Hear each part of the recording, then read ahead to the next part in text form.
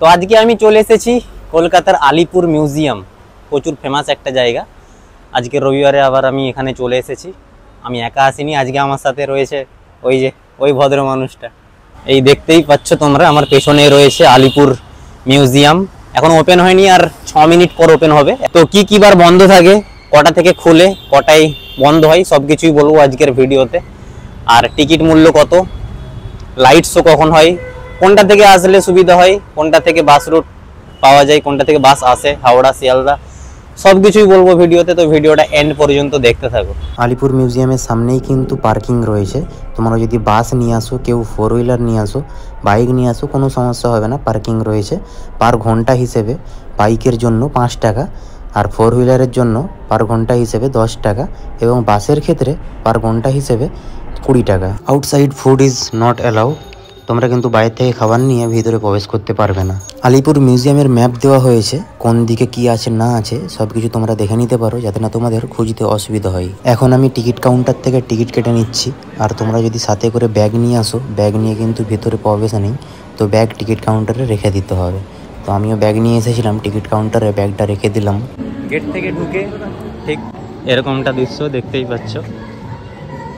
Gate থেকে ঢুকেই প্রথমে বাম দিকের রাস্তা ধরে আমরা যাচ্ছি।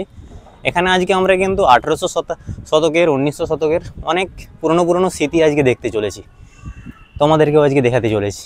ফাঁসির মঞ্চ সোজা, নেহেরু জেল, নেহেরু কক্ষ, নেতাজি কক্ষ, তারপরে চিত্তরঞ্জন দাস কক্ষ, বিধানচন্দ্র রয় কক্ষ, যতীন্দ্রমোহন সেনগুপ্ত কক্ষ, সব এই দিকে। আমরা এখন এদিকেই যাচ্ছি। এখানে খুব সুন্দরভাবে দেওয়া হয়েছে তোমাদের, যাতে না কোনো অসুবিধা হয়। আর আমরা ব্যাগ নিয়ে এসেছিলাম, ব্যাগ নিয়ে আমাদেরকে ঢুকতে দেয়নি, ঠিক আছে? সে কারণে ব্যাগ আমাদেরকে টিকিট কাউন্টারে রেখে দিতে হয়েছে। আমাদেরকে 47-এর একটা নাম্বার দেওয়া হয়েছে, এটা দেখালে আবার ব্যাগ রিটার্ন পাবো। তো আমরা এখন ফাঁসির মঞ্চে ঢুকছি। এই জায়গাটা দেখলে গাটা শিউড়ে ওঠে। আমাদের কত বিপ্লবী নিজেদের প্রাণ ত্যাগ করেছে এই জায়গাটা, ঠিক আছে? আর এই যে এখানে এই জায়গাটা দেখতে পাচ্ছ তোমরা, এখন হচ্ছে যাদেরকে দোষী সাব্যস্ত হওয়ার পর যাদেরকে এখানে রাখা হয়েছিল, তাদেরকে দেখানো হতো এখানে কিভাবে ফাঁসি দেওয়া হয়। এখানে ফাঁসি হয়ে যাওয়ার পর এই কাঁচের যে এটা আছে, ওখান থেকে বের করে ওই কাঁচের বক্সকে করে কিন্তু নিয়ে যাওয়া হতো। আলিপুর জেলে শহীদদের তালিকা: কানাইলাল দত্ত, সত্যেন্দ্রনাথ বসু, বীরেন্দ্রনাথ দত্তগুপ্ত, গোপীনাথ সাহা, এরা সকলেই হচ্ছে এখানে আলিপুর জেলে নিজেদের জীবন ত্যাগ করেছে। আলিপুরদুয়ার মিউজিয়ামটি নতুন করে ইনোগ্রেট করা হয়েছে। ব্রিটিশ শাসনকালে 1906 সালে এই আলিপুর কেন্দ্রীয় কারাগার নির্মাণ করা হয়, এবং এই কারাগারটি করার মূল উদ্দেশ্য ছিল ভারতীয়দের স্বাধীনতা থেকে বঞ্চিত রাখা। তাই এই জেলে রাখা হয়েছিল নেতাজি সুভাষচন্দ্র বোস, জওহরলাল নেহরু, ডক্টর বিধানচন্দ্র রায়ের মতো প্রমুখ স্বাধীনতা সংগ্রামীদের। এছাড়াও 1900 শতকে ঘটে যাওয়া বিভিন্ন ঘটনা তুলে ধরা হয়েছে এই আলিপুর জেলে। এই জায়গায় আসলে তোমাদের গা তো শিউড়ে উঠবে। তার একটা কারণ হচ্ছে এখানে ব্যাকগ্রাউন্ডে যে মিউজিকটা বাজছে, প্লাস এরকম একটা প্লেসে ওই মিউজিকটা বাজছে, সত্যি গাটা শিউড়ে উঠবে। আর এখানে তোমরা দেখতে পাচ্ছ অডিও গাইডের জন্য, মানে এখানে যে কিউআর কোডগুলো দেওয়া রয়েছে না, তোমরা গুগল থেকে প্রত্যেকটা কিউআর কোড স্ক্যান করে কিন্তু এই জায়গাটার যে মানে কাহিনীটা রয়েছে পুরনো শতকে, সেই কাহিনীটা ওই গুগলের সাহায্যে তোমরা শুনতে পারবে। এখানে স্ক্যান করলে সব কিছু যদি জানতে চাও, এই স্ক্যান করলে এই ঘরটায় কি ছিল, এটা কি শবদেহ পরীক্ষা কক্ষ, এটা কি কন্ডেমনেশন রুম, আমি কি ঠিক বলেছি জানি না, ইংলিশ ঠিকঠাক জানি না। ও ভাই সাব, ও ভাই, এই সেই ভয়ঙ্কর ইংরেজ যারা অত্যাচার করতো আমাদের ভারতবাসীদেরকে।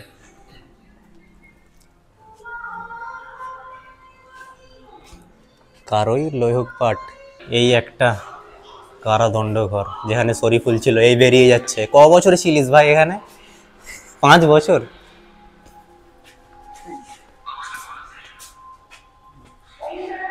এই একটা,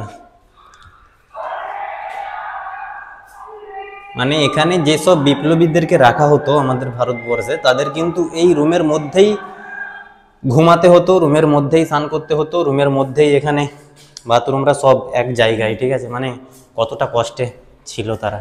এই যে দেখতে পাচ্ছ এখানে দীনেশ গুপ্তা, 1911 থেকে 1931, ইনিও এখানে ছিলেন। তার একটা মূর্তি রাখা রয়েছে। আমরা এখন এই কক্ষ থেকে বাইরে বেরিয়ে যাচ্ছি, অন্য একটা কক্ষে ঢুকবো। নেতাজি কক্ষ, বিধানচন্দ্র রায় কক্ষ, চিত্তরঞ্জন দাস কক্ষ, যতীন্দ্রনাথ মোহন সেনগুপ্ত কক্ষই ঢুকবো। এর ভেতরে এই 4টে মানুষের কাহিনী রয়েছে, যেটা আমরা দেখব। এখানে লেখা আছে নেতাজি কক্ষ ভবন। ইনি সেই আমাদের বিধানচন্দ্র রায়, এটা তার কক্ষ, এখানেই তাকে রাখা হয়েছিল।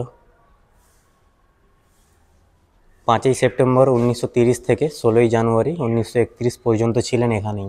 নিচের তলা থেকে এখন উপরের তলায় উঠবো, চলো। শরীফুল মিয়া। নেতাজি কক্ষ, নেতাজি সুভাষচন্দ্র বোস, 23শে জানুয়ারি 1930 থেকে 23শে সেপ্টেম্বর 1930 পর্যন্ত এই কারাকক্ষে ছিলেন নেতাজি সুভাষচন্দ্র বোস। তারই একটা মূর্তি রাখা রয়েছে, দেখতেই পাচ্ছ তোমরা। এটার কাহিনী যদি তোমরা শুনতে চাও, এই কিউআর কোড আছে, স্ক্যান করে গুগল থেকে এর কাহিনীটা অডিওর মাধ্যমে শুনে নিতে পারো তোমরা। ইনি হলেন চিত্তরঞ্জন দাস। 14ই ফেব্রুয়ারি 1922 থেকে 9ই আগস্ট 1922 পর্যন্ত এই কারাকক্ষে ছিলেন। আর ইনি হলেন দেশপ্রিয় যতীন্দ্র মোহন সেনগুপ্ত। 1930 এপ্রিল থেকে 22 অক্টোবর 1932 হইতে 5ই জুন 1933 পর্যন্ত এই কারাকক্ষে ছিলেন ইনি। তার একটা মূর্তি রাখা রয়েছে, দেখতেই পাচ্ছ। প্রতিটা কক্ষেই কিন্তু একটা করে এভাবে কিউআর কোড তোমরা দেখতে পেয়ে যাবে। তোমরা পুরো কাহিনীটা শুনতে চাইলে গুগল স্ক্যান করে অডিওটা শুনে নিতে পারো। লেখাও রয়েছে এখানে ইংলিশ বাংলায়। আমি তখন থেকে নিচে উপরে দেখছি, ঘুরছি, একটা জিনিস আমার লক্ষ্য পড়লো এখনই। আগেকার দিনে এই যে তালা লক করার যে, এটাকে কি বলে জানি না, যাই হোক, এটা কীভাবে লক করা হয় দেখো। মানে আগেকার দিনে কীভাবে লক করা হতো। এখানে কিন্তু লকের কোনো অপশান নেই, দেওয়াল কেটে মিডিল থেকে এখানে পর্যন্ত এসেছে, এখানে লক করা হতো। মানে সিস্টেমটা একবার দেখো তোমরা। আমরা এখন এই উপর থেকে ওর নিচে নেমে যাচ্ছি। এখন আমরা অন্য কক্ষে যাব, আর কি কি দেখতে পাই। সত্যি আমি যে এতগুলো কক্ষে ঢুকছি না, আমার কেমন একটা হচ্ছে, মানে গা যেন ফুলে উঠছে, এরকম কিছু একটা হচ্ছে, কেন জানি না। হ্যাঁ, আমরা এখন নেহেরু কক্ষের দিকে এসেছি। তো এখানেই দেখতেই পাচ্ছ কত বড় বোম। ও ভাই, এটা পুরো পিতলের, আই থিঙ্ক। মানিকতলা বোমা মামলায় ব্যবহৃত বোমার অনুসরণে বিবর্ধিত রূপ। কলকাতার মানিকতলায় যে বোমাবাজিটা হয়েছিল, সেই বোমাটাই এটা, ঠিক আছে। এই দেখতেই পাচ্ছ ভাই, কত বড় বোমা। বন্দীদের জীবনচর্চা। এই দেখতেই পাচ্ছ তোমরা, ইংরেজ পুলিশ দাঁড়িয়ে আছে, আর এখানে জেলের মধ্যে যারা বন্দি ছিল তাদের লাপিত ডেকে চুল কাটা হচ্ছে, সেটাই এখানে তুলে ধরা হয়েছে। এই দেখতেই পাচ্ছ তোমরা, কি সময়টা না ছিল আমাদের প্রিয় ভারতবাসীদের, কি অত্যাচারটা না করেছিল। হ্যাঁ, ও ভাই,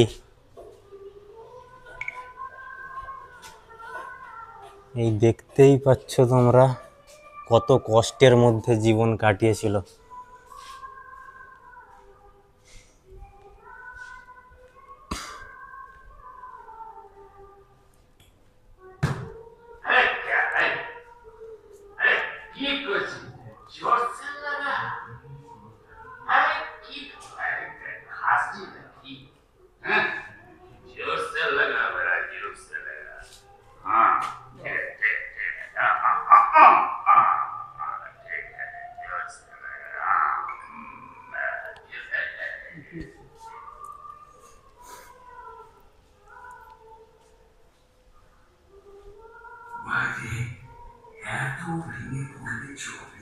এটা অনেক বড় প্লেস, এখানে সবাই একসাথে থাকে। মানে যারা দোষী সাব্যস্ত হওয়ার পর, দোষী যারা সাব্যস্ত হয়ে যায়, তখন তাদেরকে এখানে রেখে দেওয়া হয়, ঠিক আছে। আর ওপরে এখন উঠতে দেয়নি, ওপরে কি আছে আমি জানি না। আর এই যে ভেতরটা তোমরা দেখতে পাচ্ছ না, এটা কিন্তু অরিজিনালি, এই যে দেওয়ালগুলো দেখতে পাচ্ছ পুরনো পুরনো, ফেটে গেছে, ভেঙে গেছে, এগুলো কিন্তু চেঞ্জ করেনি। আগেকার যেরকম ছিল 1800 শতকে 1900 শতকে, সেই রকমই আছে। এটা কিন্তু অরিজিনালি আগে যেরকম ছিল সেটাই। এই দেখতেই পাচ্ছ এখানে দেওয়াল ভেঙে গেছে, এরা কিন্তু চেঞ্জ করেনি, পুরনোটাকেই ধরে রেখেছে। এটা খুবই ভালো লেগেছে আমার। আর এই যে এনারা এখানে রয়েছে, প্রত্যেকটা কারাদণ্ডের মধ্যে দেখবে তোমরা একটা ফিল্মেরা দেখেছো হয়তো, মানে একটা বড় গুন্ডা হয়তো তৈরি হয়, ঠিক আছে। সেরকমই এই কারাদণ্ডের মধ্যে এই হচ্ছে গুন্ডা, সবাইকে দিয়ে হাত পাটে পাচ্ছে। ইনি এখানে বিন্দাস ঘুমিয়ে রয়েছেন। অনেক কাজ বাকি, মুখ তোল তোল, চোখ মুছ। আমরা এখন প্রবেশ করছি নজরুল কক্ষে। আমরা এখন প্রবেশ করেছি নজরুল কক্ষে। এই দেখতেই পাচ্ছ নজরুল কক্ষ।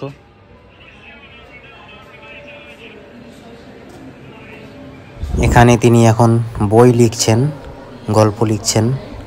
তো তার একটা মূর্তি রাখা রয়েছে, আর তার বিশেষ কিছু যে গল্পগুলো লিখেছেন সেগুলো সব বই এখানে সাজানো রয়েছে। আর এই ভেতরটা কিন্তু প্রচুর পরিষ্কার, কাজী নজরুল কক্ষের ভেতরটা। আর পুরনো পুরনো কিছু ছবি রয়েছে, তার বই রয়েছে, চাইলে তোমরা বইগুলো পড়তে পারো। কাজী নজরুল কক্ষে কিন্তু ঢুকে খুবই আরাম পেয়েছি। এখানে ফুল এসি, বাইরে প্রচুর গরম। দ্বীপান্তরের বন্দি জীবন। এখানে ভারতের মুক্তি সংগ্রামে বাংলার কি কি অবদান রয়েছে সব এখানে তুলে ধরা হয়েছে খুবই সুন্দরভাবে, যা তোমরা বুঝতে পারবে এবং ভালো লাগবে দেখতেও। Police museum. আমরা এখন পুলিশ মিউজিয়ামের ভেতরে ঢুকেছি। পুলিশ মিউজিয়ামের ভিতরে তোমরা অনেক পুরনো পুরনো বন্দুক, পিস্তল, রিভলভার এসব দেখতে পেয়ে যাবে, যেগুলো কোথায় কোথায় ব্যবহার হয়েছিল এবং কার কাছে ছিল সবই তথ্য দেওয়া রয়েছে। আর বোমা অনেক রয়েছে, লোহার বোম, পিতলের বোমা, বই বোমা, যেগুলো কোথায় কোথায় ব্যবহার হয়েছিল, কোথায় কোথায় বোমা বাস্ট হয়েছিল, সব কিছুই এখানে তুলে ধরা হয়েছে, তোমরা চাইলে দেখতে পারো।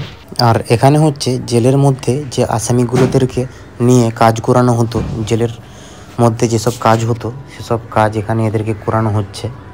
পুলিশও রয়েছে, এসব দেখতেই পাচ্ছ। আমরা এখন প্রবেশ করছি নেহেরু কক্ষে।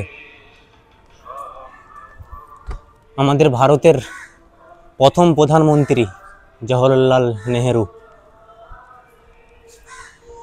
তাকে এই আলিপুর জেলে রাখা হয়েছিল। এই যে জওহরলাল নেহেরু 17ই ফেব্রুয়ারি 1934 থেকে 7ই মে 1934 পর্যন্ত এই কারাকক্ষে ছিলেন। এই দেখতেই পাচ্ছেন আমাদের ভারতের প্রথম prime minister sir Jawaharlal Nehru. তার এখানে একটা মূর্তি রাখা রয়েছে। এখানে রাখা হয়েছিল জওহরলাল নেহেরুকে এই আলিপুর জেলের মধ্যে। আর এখানে ইন্দিরা গান্ধী আসতো দেখা করতে।